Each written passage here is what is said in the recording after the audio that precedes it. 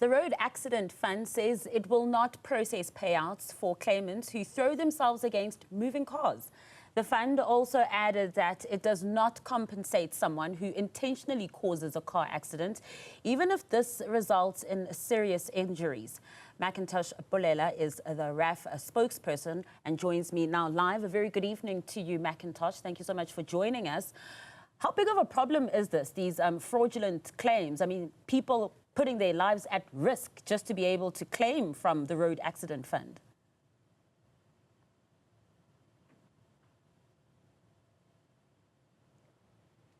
When I was elected and briefed on this, I thought it was an ebb and urgent initially, and I had to go through several departments to get a confirmation on this. One of which is the Forensics Investigations Department, which deals with claims that we deem to be fraudulent. And of the just under 50,000 claims, they told us that a significant portion of it indicates that it was people that caused the accidents by flinging themselves towards the cars. And we were also getting calls from our call center, unfortunately, from drivers saying that they were concerned for their lives, number one, for their property, number two, but also for the people that, deliberately flung themselves to the cars. And the funny thing is that when I spoke to a radio station 2 days ago, in 5 minutes of the conversation, there were 2 or 3 people who called and testified that they had experienced this. And one was in Cape Town, who chased down the person who had flung themselves and broke one of her mirrors.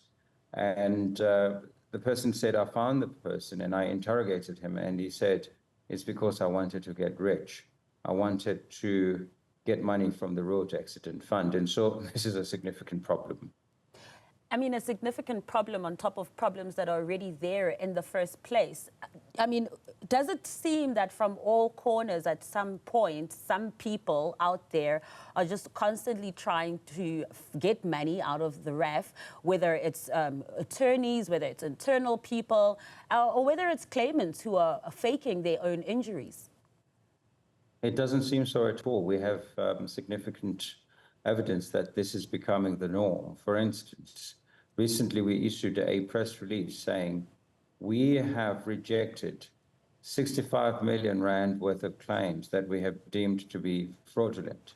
And on top of that, we had identified a billion rand worth of claims that we were going to reject because they were fraudulent. Just going into last year, we had identified for a period of 3 years 2.6 billion rand worth of claims that were fraudulent. So this is a significant problem. It's a huge problem. And to the people that are flinging themselves against the cars, unfortunately, instead of gaining a buck or making money from the Road Accident Fund, what will happen to you is you're going to end up in jail. Because for every fraudulent claim that comes to the Road Accident Fund, we pass them on to the law enforcement agencies. And we work very well with the Hawks, the SIU, and the NPA. And we have had thousands of cases that we have referred to them. And 2 weeks ago, we reported to South Africans that we had 28 convictions that included police officers, claimants, as well as doctors and lawyers. And so this is an orchestrated problem. And we talk into the billions of rands, not into the millions. And as you're mentioning as well, it was just last week where you had that statement rejecting those claims amounting to about 65 million rand. But now you're also just mentioning identifying R1 billion that potentially could have gone down the drain as well. Considering the financial woes of RAF as well, where could this money rather be used? This money could rather be used to legitimate claimants. But it's not just monies we're talking about, we're also talking about human resources. Because what you must understand is that the people that we call claim handlers that process the claims should better be focusing their energy on legitimate claims. But a significant amount of time is spent going through claims that should never be there in the first place. And unfortunately, it causes delays for legitimate claims.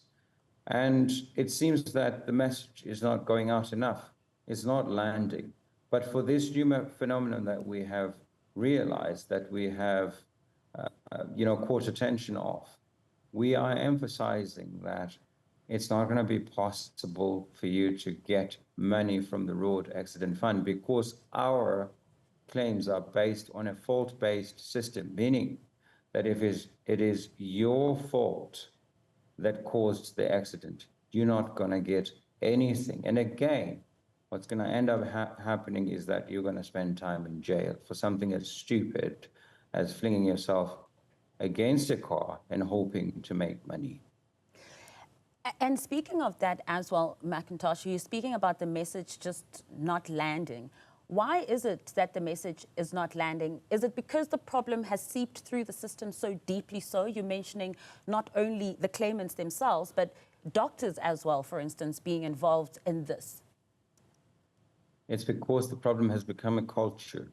I'm using the word culture because I want to emphasize how deep this rot has seeped into the system, into the Road Accident Fund, that the people you call lawyers that should be bringing in legitimate claims, they meet people at the steps of the hospital who are involved in a brawl in a pub, or a person who was injured trying to fix their house or doing manual labor, and they say, why don't you say it's an accident? Because you make money, you can make money from the Road Accident Fund. So if the very people that are responsible for claims are doing this, what are we to do? Because what you must understand is that 97% of claims that come through to the Road Accident Fund come through lawyers, and only 3% are unrepresented by lawyers. So this is a deep-rooted problem, and we're talking, again, billions and not millions. Yeah, I want to put a hypothetical scenario to you, and it could possibly not be hypothetical and something that the Road Accident Fund has already dealt with. You made mention earlier even of being on a radio station and people calling in to relay their experiences as well. So we've got it pretty clear that if you fling yourself to a car or anything like that to try and cause an accident where you will be injured, the Road Accident Fund will not be paying. But if you, let's say, risk it, and then it ends up fatal and you die, can your family then go to the Road Accident Fund and claim? You can go and claim, but you're not going to get anything, because we do not pay for beneficiaries of people who deliberately cause an accident. So as the Road Accident Fund, if somebody dies as a result of a legitimate road accident, we do pay. But in this case, even if it results into a fatality, we shall not pay your beneficiaries for your stupidity. Just to be clear as well, this is what you've called a culture as well. That's how it's seeped, well seeped it is into the system. But would you say, McIntosh, that it has certain periods in the year where it peaks, for instance, now in the festive season? No, it's throughout the year. You must remember that we have accidents throughout the year. It just so happens that that during the, say, festive season or Easter, those kind of holiday periods, you have peak time for accidents. But unfortunately, this is something that happens throughout the year. But obviously, it will follow that during the time of the festive season, you have cars concentrated in certain places. And unfortunately, it's as much as it is hard to say, this is concentrated in places like townships or peri-urban places. And again, we are saying to people, please stop it. You have nothing to gain from it. McIntosh, thank you so much for your time this evening. That was the Road Accident Fund spokesperson, McIntosh Polela, just speaking about the rise of people who are deliberately causing accidents so that they can try and get a little bit injured to claim from the Road Accident Fund.